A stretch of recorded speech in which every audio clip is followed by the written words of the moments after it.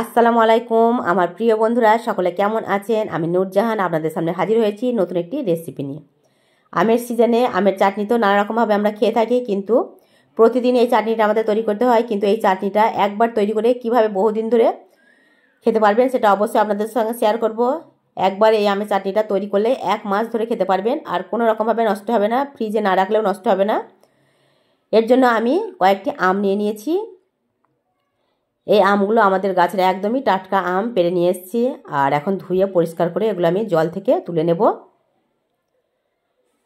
এর মধ্যে আমি 4টি আম দিয়ে দিয়েছি, আর আমগুলো আঠা আছে যেহেতু সেই জন্য আমি একটু হাতের সাহায্যে ভালো করে পরিষ্কার করে এটাকে তুলে নিচ্ছি ধুয়ে।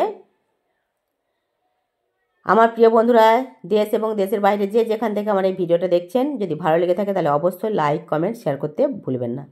নতুন বন্ধু হয়ে থাকলে চ্যানেলটিকে সাবস্ক্রাইব করে আমার পাশে থাকবেন, আর বেল আইকনটি অবশ্যই ক্লিক করে রাখবেন। আমগুলো আমি তুলে নিয়েছি, আর এখন খোসাগুলো আমি ছাড়িয়ে নিচ্ছি। অবশ্যই আমের যে সবুজ অংশটা আছে সেটাকে ছাড়িয়ে নিতে হবে। আমিও ধীরে ধীরে কিন্তু আমের খোসা ছাড়িয়ে নিয়েছি। এই চাটনিটা আমি একবার তৈরি করি আর বহুদিন ধরে খেয়ে থাকি। আপনারাও এই নিয়মে তৈরি করবেন আর খেয়ে দেখবেন যে আপনাদের কেমন লাগে। আশা করব অনেক অনেক ভালো লাগবে। আমগুলো আমি লম্বা লম্বা করে কেটে নিচ্ছি, আর যেহেতু আম একটু বড় হয়ে গেছে এই জন্য ভিতরের অংশটা একটু মোটা হয়ে গেছে, এটা কাটতে একটু অসুবিধা হচ্ছিল। আর আমি সবগুলো কেটে নিয়েছি। আমগুলো কাটার সঙ্গে সঙ্গে কিন্তু আমি জলের মধ্যে দিয়ে দেবো, তা নাহলে আমগুলো কালো হয়ে যাবে, দেখতেও ভালো লাগবে না। আমি একটা কাঁচের বোলের মধ্যে জল নিয়েছি, আর এর মধ্যে আমগুলোও দিয়ে দিয়েছি। এখন এটা থেকে পরিষ্কার করে ধুয়ে আবার আমি তুলে নেব, আর একটি পেছের মধ্যে রাখবো, যেটার সাহায্যে জলটা একদম নিচে ঝরে যাবে। কারণ আমের গা থেকে কিন্তু এই জলটা অবশ্যই ঝরাতে হবে, তা নাহলে আমটি বেশি দিন থাকবে না। কিছু টিপ আছে, সেই টিপগুলো আপনাদের বলে দেবো, সেগুলো ফলো করলেই কিন্তু আপনাদের যে আমের চাটনি সেটাও বহুদিন ধরে সংরক্ষণ রাখতে পারবেন। এখন আমি এটার মধ্যে রেখে দেবো প্রায় 30 মিনিট মতো। এই আমের গা থেকে যতক্ষণ না জলটা শুকিয়ে আসবে ততক্ষণ আমি অপেক্ষা করব। আর চলে এসেছি গ্যাস ওভেনের কাছে, একটা কড়াই বসিয়ে দিয়েছি। এখানে কিছু আমি ভাজা মশলা তৈরি করে নেব। এর জন্য 2 চামচ মতো ধনিয়া, গোটা ধনিয়া, 2 চামচ মতো গোটা মৌরি, এখানে যা নিয়েছি সবই আমি গোটা নিয়েছি। আর নিয়েছি 1 চামচ মতো জিরা, কয়েকটি শুকনো লঙ্কা, কয়েকটি দারচিনি, কয়েকটি এলাচ। এটা আমি লোতে ভেজে নিচ্ছি। এটা কিন্তু একদমই মিডিয়াম বা হাইয়ে দেওয়া যাবে না, লোতে ভাজতে হবে। লোতে ভেজে নিয়েছি। আর এর মধ্যে দিয়ে দিয়েছি আমি 1 চামচ মতো লবণ। এর মধ্যে আমি লাল লবণ দিয়েছি 1 চামচ মতো, আর দিয়ে দিয়েছি 1/2 চামচ মতো চিনি। এটাকে ভেজে নিয়ে আমি তুলে নিয়েছি। এটা ঠান্ডা পর্যন্ত অপেক্ষা করছি, আর ঠান্ডা হয়ে গেছে। এটাকে আমি ব্লেন্ডারে পেস্ট করে নেব। এটা অবশ্যই ঠান্ডা করে নিতে হবে। আমি ঠান্ডা করে পেস্ট করে নিয়েছি। এটা কিন্তু একদম পাউডার হয়ে যাবে না, একটু দানা দানা ভাব থাকবে, তাহলে যখন এই মশলাটা মুখের মধ্যে পড়ে তখন দারুণ লাগে খেতে চাটনিটা। এটা পেস্ট করা হয়ে গেছে। আবার আমি গ্যাস ওভেনের কাছে চলে যাব, আর ততক্ষণে আমটিও একদম ঝরঝরে হয়ে গেছে, জল শুকিয়ে গেছে। এর মধ্যে দিয়েছি আমি 6 চামচ মতো সরিষার তেল। হ্যাঁ বন্ধুরা, যে আপনাদের কাছে টিপস কথা বলছিলাম সেই টিপসটা হচ্ছে তেল। অবশ্যই এই তেলটি ব্যবহার করতে হবে। আমি 6 চামচ মতো সরিষার তেল ব্যবহার করেছি।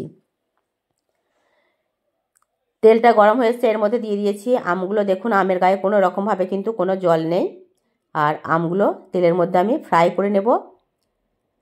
এটা আমি 2 থেকে 3 মিনিট মতো ফ্রাই করে নিচ্ছি মিডিয়াম আঁচে রেখে। এটা জোরেও দেওয়া যাবে না, জোরে দিলে কিন্তু গায়ের মধ্যে পুড়ে যাবে, একটু লাল লাল ভাব চলে আসবে, তাহলে কালারটাও দেখতে ভালো আসবে না। এর মধ্যে দিয়ে দিয়েছি আমি 1 চামচ মতো হলুদ গুঁড়ো। মশলা চামচের 1 চামচ মতো হলুদ গুঁড়ো দেবো। হলুদের গুঁড়োটা দিলে অসাধারণ একটি কালার আসে, দেখতে দারুণ লাগে এই চাটনিটার। দেওয়ার পর আমি এটাকে ফ্রাই করে নিয়েছি হালকা করে, একদমই লাল লাল করে পোড়া পোড়া করবো না, কোনো রকম হালকা করে ফ্রাই করে এটাকে আমি তুলে নিচ্ছি।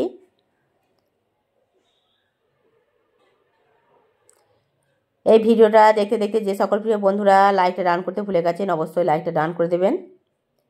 এই তেলটিকে আমি এখন কড়াইয়ের মধ্যে রেখেই গ্যাস ওভেনটাকে অফ করে দিয়েছি। এটাকে আমি, কারণ অফ না করলে এই যে সরিষাটা আমি তেলের মধ্যে দেব, সরিষাটা ফুটতে শুরু করবে আর পুরো গায়ের মধ্যে উঠে চলে আসবে। সেই কারণে সরিষাটা দেওয়ার সময় অবশ্যই গ্যাসের ফ্লেমটাকে একদমই বন্ধ করে দিতে হবে। আমি গ্যাস ওভেনটাকে একদমই বন্ধ করে দিয়েছি। আর চিনিটা দিয়ে দেবো এর মধ্যে। আমি বড় কাপের 1 কাপ মতো চিনি নিয়েছি। এখনও পর্যন্ত গ্যাস ওভেনটা আমার একদমই বন্ধ করা আছে। চিনিটা দিয়ে দিয়েছি। কড়াইটা যেহেতু গরম হয়ে আছে, এখন এই কড়াইয়ের মধ্যে তেলের সঙ্গে সরিষা আর চিনিটা আমি একটু ভালোভাবে ফ্রাই করে নিচ্ছি। এটা দেখুন যেহেতু হলুদ দিয়েছিলাম আমের মধ্যে, এর কালারটাও অনেকটা চেঞ্জ হয়ে এসছে আর চিনিটাও ইয়েলো কালার হয়ে গেছে। দেখতেও কিন্তু দারুণ লাগছে। চিনিটা হালকা একটু ফ্রাই করে নেওয়ার পর আমি গ্যাসের ওভেনটা অন করে দেব। অন করার পর দিয়ে দেবো এর মধ্যে আমি যে কাপে করে আমি চিনি নিয়েছিলাম সেই কাপের হাফ কাপ মতো জল দিয়ে দিয়েছি চিনির মধ্যে। আর জলটা দেওয়ার সঙ্গে সঙ্গে কিন্তু আমি নাড়াচাড়া করব। যদি নাড়াচাড়া না করি তাহলে চিনিটা জমাট বেঁধে যাবে। এই কারণে এটা অনবরত নাড়াচাড়া করতে হবে। আমিও বারবার করে এটাকে নাড়াচাড়া করছি। ধীরে ধীরে চিনিটা গলতে শুরু করেছে। আর এটা কতটা ঘন হয়ে এসছে, এই সিরামটা দেখুন অনেকটা ঘন হয়ে এসছে একদমই। এটা দেখে বুঝতে পারছি। আর যখনই ঘন হয়ে আসবে তখন আমি একটি পাতিলেবুর রস এর মধ্যে চিপে দিয়ে দেবো রসটা। তাহলে এর মধ্যে যে চিনির যে দানা ভাব সেটা আর আসবে না। এখন দিয়ে দেবো এর মধ্যে ফ্রাই করে রাখা আমগুলো। আমি ধীরে ধীরে এই আমগুলো দিয়ে দিয়েছি এর মধ্যে, এই রসের মধ্যে। এখন এটাকে নাড়াচাড়া করব। আর গ্যাসের ফ্লেমটাকে আমি একদমই হাই রেখেছি এখন, যেহেতু আমটা দিয়ে দিয়েছি। আর গ্যাসের ফ্লেমটাকে আমি হাই হিটে রেখেছি। এটাকে অনবরত নাড়াচাড়া করব, কারণ আম থেকে অনেকটা জল বেরোনোর সম্ভাবনা থাকে, সেই কারণে হাই হিটে দিতে হবে। আর অনবরত এটাকে নাড়াচাড়া করতে হবে। নাড়াচাড়া করতে করতে যখন এটা একদমই আবারও গাঢ় হয়ে আসবে তখন এর মধ্যে দিয়ে দেবো আমি যে চাট মশলা তৈরি করেছিলাম সেই চাট মশলা 2 চামচ মতো দিয়ে দেবো। চা চামচের 2 চামচ মতো চাট মশলা। চাট মশলাটা দেওয়ার পর আমি এটাকে লোতে নিয়ে নিয়েছি আবারও গ্যাস ওভেনটাকে। সকল প্রিয় বন্ধুরা ফলো করবেন আমি কখন কোন সময় গ্যাসের ফ্লেমটাকে জোরে দিচ্ছি এবং কমাচ্ছি, সেটা অবশ্যই ফলো করবেন। কারণ মশলা দেওয়ার সময় যদি আমি হাইটে দিই তাহলে মশলাটা পুড়ে যাবে, খেতেও ভালো লাগবে না। এটাকে নাড়াচাড়া করে নেব। এটা তো হয়ে এসছে প্রায়, শুধু মশলাটা দেওয়ার অপেক্ষায় ছিলাম। মশলা দেওয়ার পর আবারও কিছুক্ষণ নাড়াচাড়া করেছি 2 থেকে 3 মিনিট। আর দেখুন কত সুন্দরভাবে আমগুলো একদম জড়ো জড়ো হয়ে এসছে। যখনই দেখবেন আমগুলো একদম একটু জড়ো জড়ো ভাব এসছে তখন বুঝতে হবে যে চাটনিটা পারফেক্টভাবে তৈরি হয়ে গেছে। এই চাটনিটা একদম সুন্দরভাবে তৈরি হয়ে গেছে, নরম সফট, আর ভিতরের মধ্যে পুরো রস এর মধ্যে চলে গেছে। দারুণ লাগছে দেখতে। এটা খেতেও কিন্তু ভীষণ মজাদার হয় আর বহুদিন পর্যন্ত সংরক্ষণ করে খাওয়া যায় এই চাটনিটা। এটাকে আমি নামিয়ে ঠান্ডা করে নেব আর পরিবেশন করব। আপনারাও এইভাবে তৈরি করুন আর খেয়ে দেখুন কেমন লাগে। ভালো লাগলে লাইক কমেন্ট শেয়ার করতে ভুলবেন না। আর একবার চাটনি এইভাবে তৈরি করে বহুদিন ধরে খেতে পারবেন।